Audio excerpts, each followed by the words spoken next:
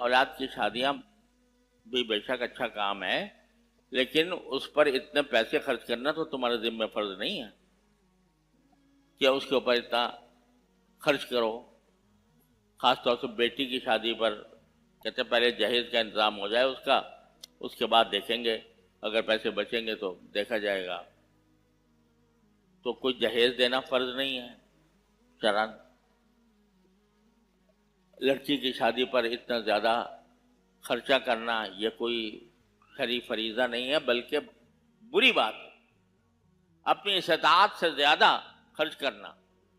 اور یہ جو معاشرے میں رواج پڑ گیا ہے کہ لڑکے والے توقع رکھتے ہیں کہ لڑکی جو ہے وہ جہیز لے کر آئے گی، اور اگر نہ لائے تو اس کو تانے دیے جاتے ہیں.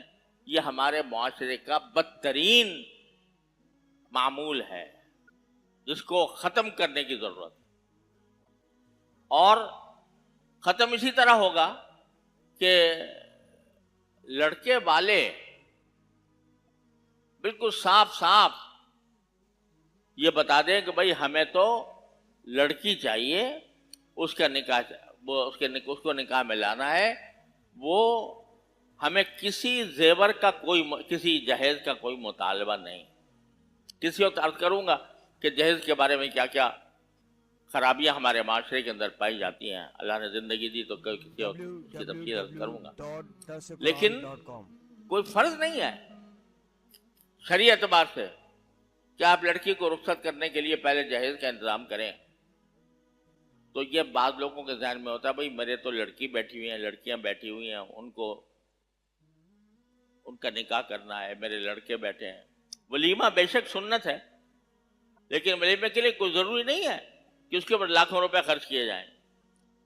اگر 200-400 روپے کے اندر بھی 8-10 آدمی بیٹھ کے کھانا کھا لیں، ولیمہ ہو گیا. کوئی ضروری نہیں ہے کہ اس کے لیے کوئی ہال بک کرایا جائے، ضروری نہیں ہے کہ اس میں کھانے شاندار بنوائے جائیں، ضروری نہیں ہے کہ اس میں سینکڑوں آدمیوں کو دعوت دی جائے. ولیمہ کی سنت ادا ہو جاتی ہے سادگی کے ساتھ. نبی کریم سرورت عالم صلی اللہ علیہ وسلم کا جب حضرت صفیہ رضی اللہ عنہا سے نکاح ہوا تو آپ نے ولیمہ کس طرح کیا؟